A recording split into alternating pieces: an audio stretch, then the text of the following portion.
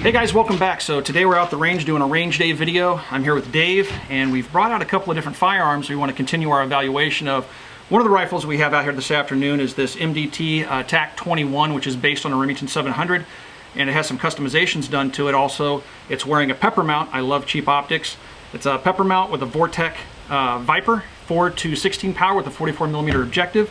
It's a mil-dot reticle, and I've had this scope and base on a number of different rifles, had really good luck with it.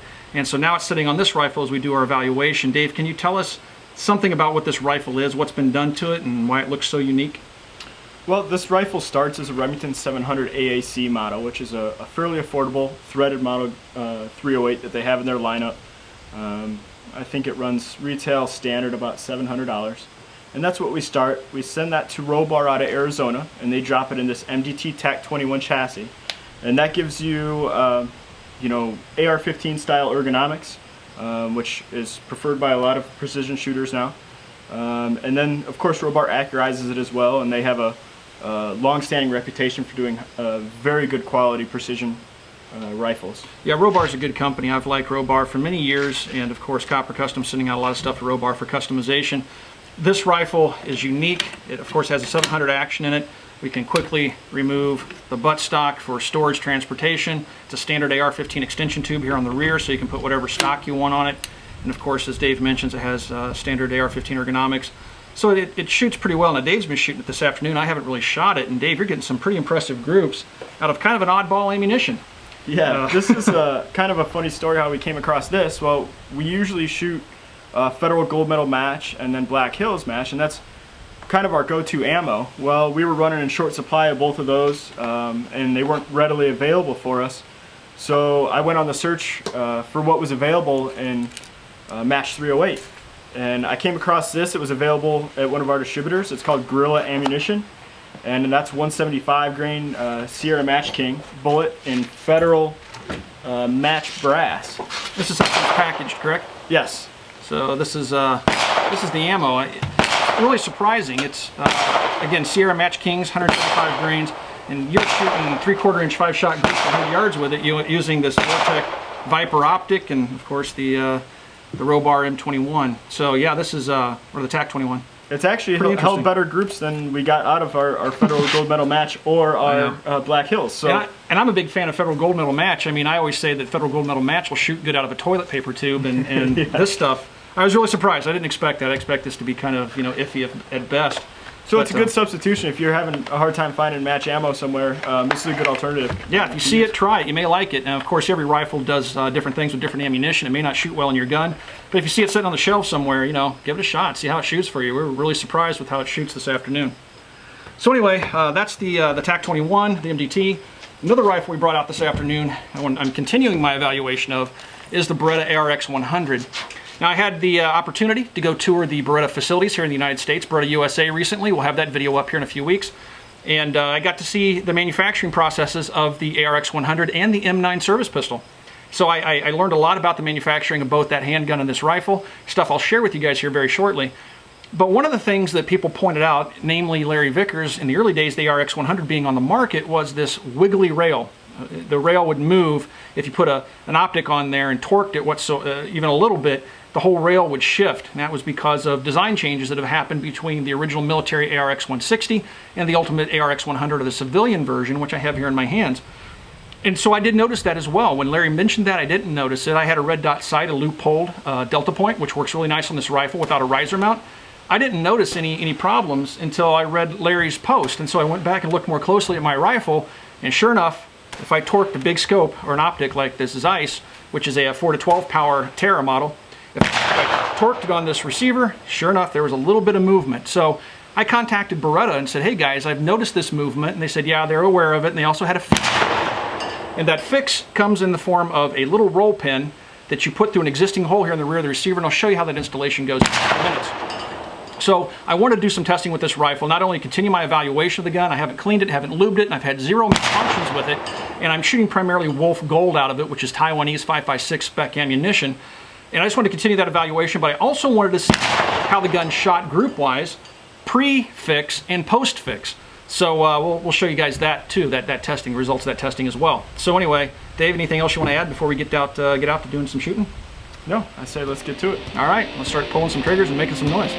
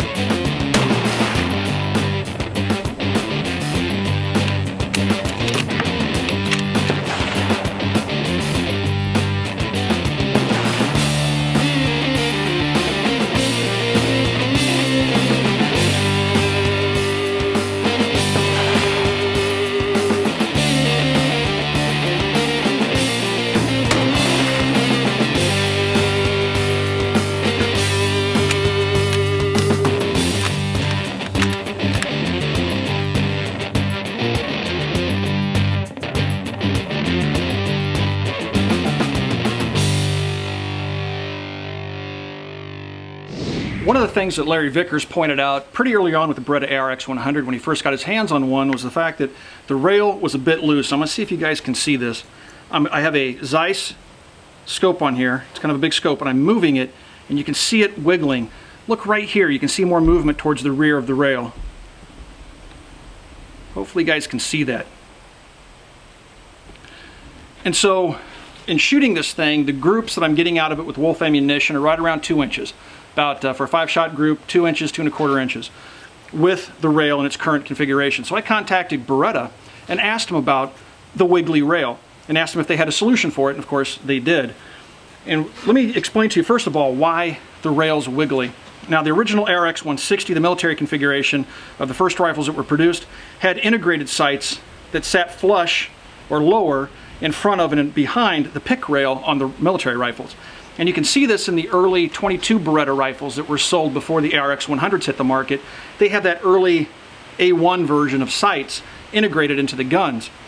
When they brought the ARX-100 to market, they wanted to make those sights removable, which they weren't previously on the military version. They wanted to make those sights removable and have a monolithic rail across the top of the gun. When they did that, they left the rear and the front of the rail system unsupported.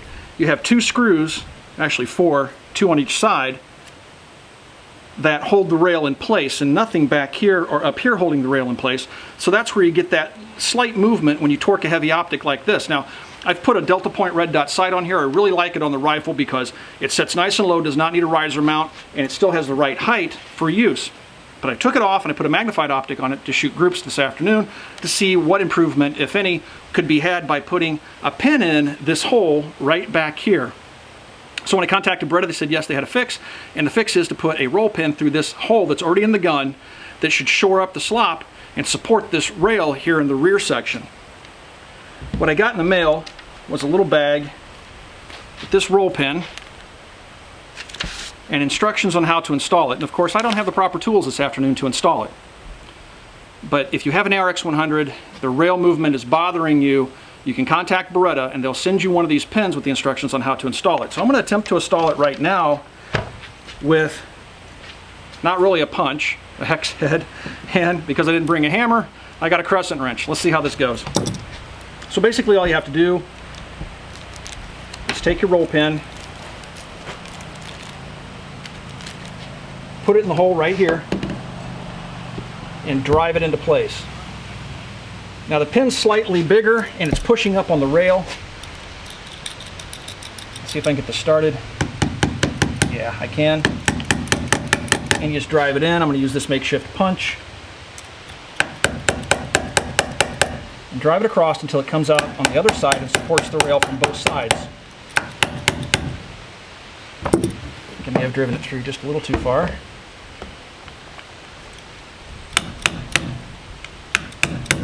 All right, that seems to be perfect. And that, my friends, has taken all of the slop out of the rail, it seems. Or at least most of it. I'm not seeing the movement anymore. Certainly not in the rear, it's rock solid. So what I'm gonna do now is I shot that first group with Wolf ammunition. It was about 2 1/4 inches. I'm gonna shoot another 5-shot group now with this rail system pinned in place and see if it improves the groups at all. Let's give it a shot. All right, so let's shoot a second group. This is the first group I shot with the ARX-100 before I put the pin in it to shore up the slop in the rail. It's a 2 1/4 inch group, center to center, 5 shots. Let's see if we can do any better now that the pin's in the gun.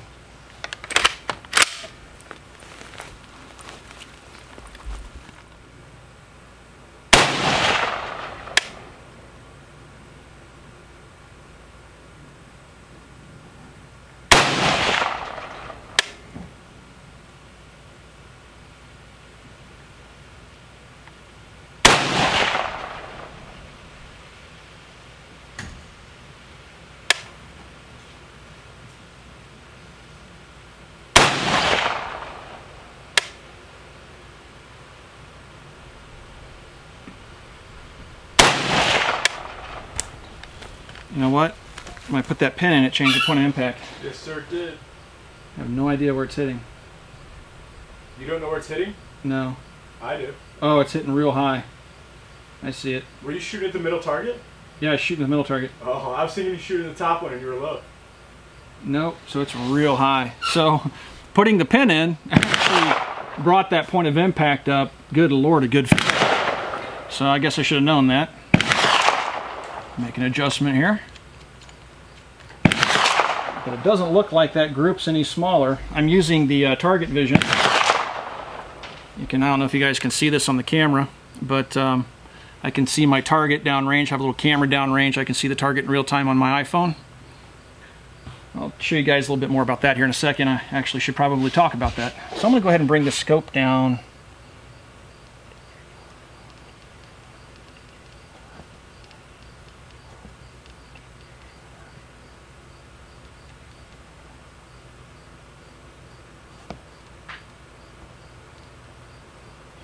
All right, it's about 8 inches. Let's see if I'm any closer to being on paper now.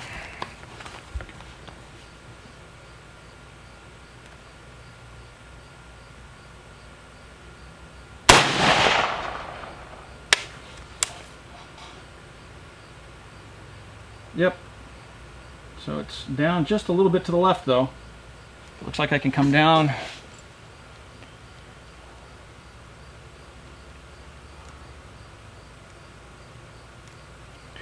I'll come right just a little bit here.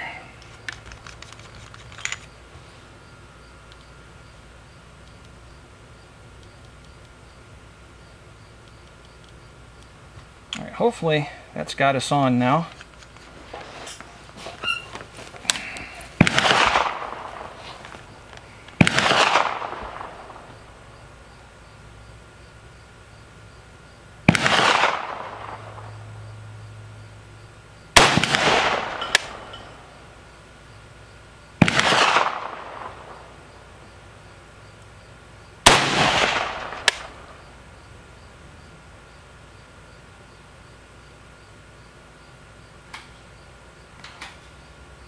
Kicking up a lot of dust downrange, kind of obscuring my target.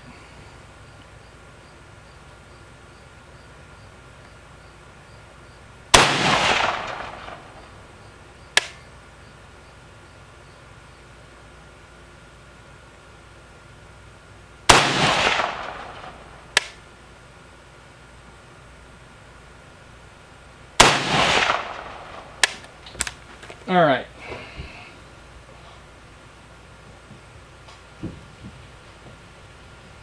Huh. Well, definitely 4 shots are tighter. I'll take a shot of this and show you guys. One hit pretty much the X ring, and the other 4 are in a nice tight group, maybe 1.5 inches down, and then you have one up here. So I'm going to shoot another group here real quick and see if it's the ammo or the gun that's causing those wild flyers occasionally.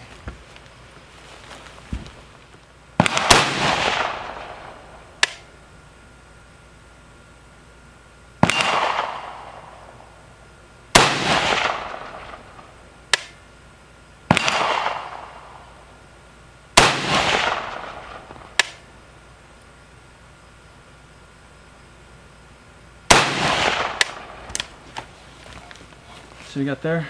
Well, definitely got the target zeroed. It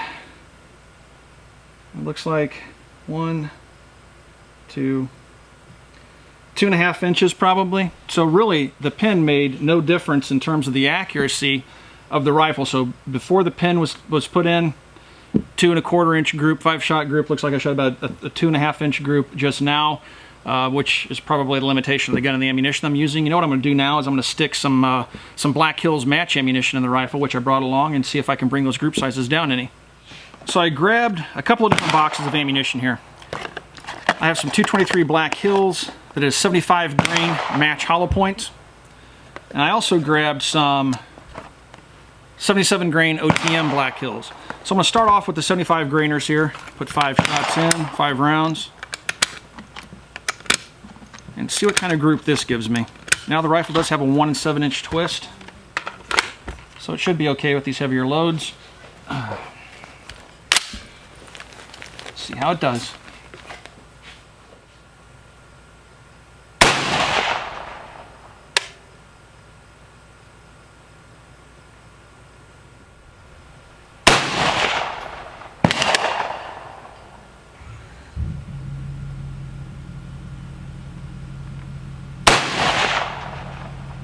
All right, so that grip definitely shifted to the right, but it looks like it's under 2 inches. I'll have to go down and measure it to see what it is exactly. Probably can't see this on the camera, but right there is the group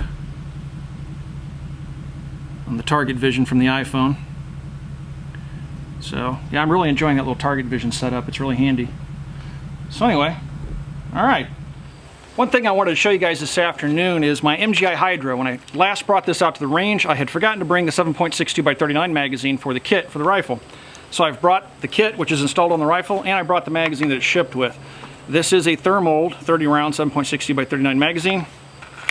Rocks locks in, charges just like a standard AR-15. I'll show you guys the rifle working.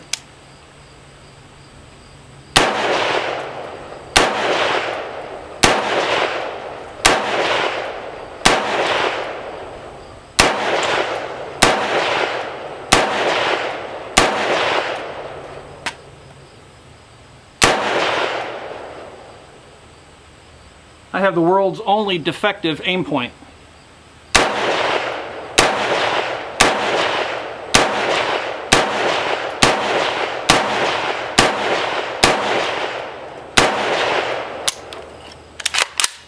Of course, it doesn't lock open on the last shot fired, and my aim point is going on and off on the 11th setting. So anyway, that's disconcerting. I've never had an aim point do that before. But anyway, the rifle works just fine with the magazine that it ships with, but I found out something else. The Hydra is pretty selective in the magazines that it uses. It works just fine with the thermold that it ships with, but you'll notice on the thermold it has this relief cut right here in the front, which kind of mimics a steel European or Chinese or even Russian, Polish magazine that's again made out of steel. But if you take a look at magazines like this Bakelite, which is a Russian Bakelite, it's thicker here, reinforced because of the Bakelite. It doesn't have that relief cut that comes all the way back, and you can see marks right there on the magazine where it bumps into the mag well of the Hydra, and it won't lock into place. Most of the steel magazines I've used in it works just fine. The thermolds, if you can find them, they're kind of an oddity at this point. And I've also tried these little short 20 rounders that have a rib on the back. Now I've noticed this ribbing also causes a problem in quickly trying to lock the magazine in. It'll hit the back of the magazine well. You can get it in if you wiggle it around and move it. It'll eventually lock in and work, but these ribs in the back can cause the gun some problems in terms of locking the magazine in. So it works okay with the magazines that it likes, but it is pretty selective on which magazines you can use in the gun. Alright guys, I hope you enjoyed the range day video. Shooting the ARX-100 was pretty much flawless again today. 100% function. The accuracy, kind of what I would expect out of a service rifle. Certainly not as accurate in my testing so far as an AR-15, but with M193 ball, without the pin in the rail, you're looking at about a 2.25 inch gun. If you put the pin in it, you're still looking at about a 2.25 inch gun. Really, I didn't notice much difference with the pin in or out of the gun. The pin does seem to take the slop out of the rail. There's no doubt about that. However, it really doesn't change the accuracy too much of the rifle. So this would be what a group looks like with no pin. This one's 2 4/8 of an inch. Nice tight 4 shots down here at the bottom, and then 1 flyer up here that actually hit the X-ring. And then we have, again, here's a 2 1/4 inch group with no pin. And that's just M193 ball. And then after we pinned it, and of course this is shooting some Black Hills 75 grain match. This one is 1 3/4 inch group right there.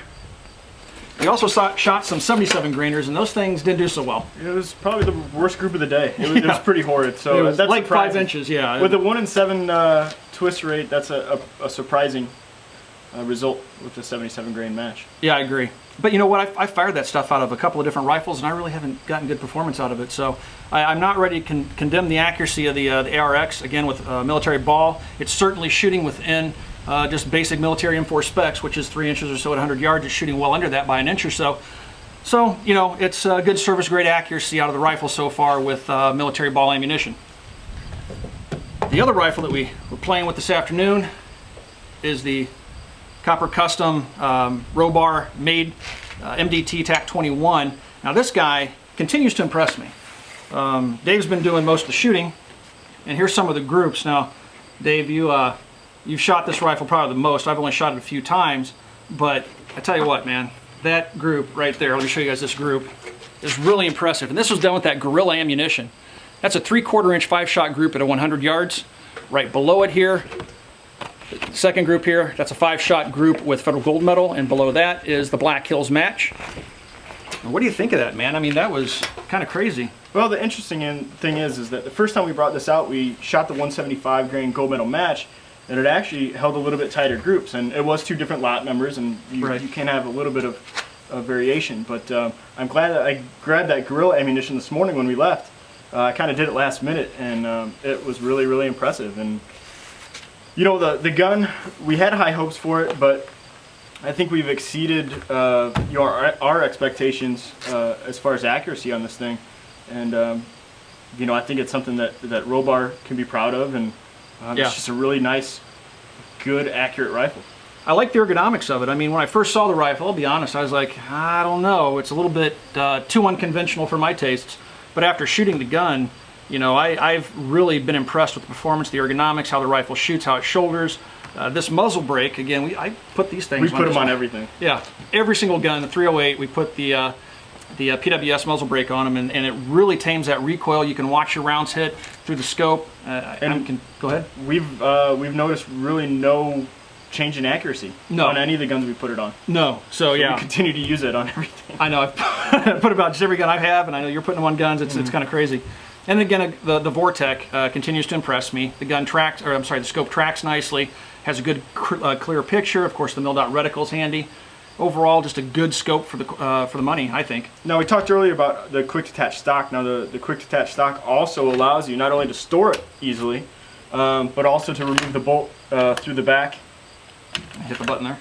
Right, so you can clean it from the breech end like you're supposed to. Yeah, it makes it easy, simple. The other kind of interesting thing about this gun is it doesn't come in with a super light trigger.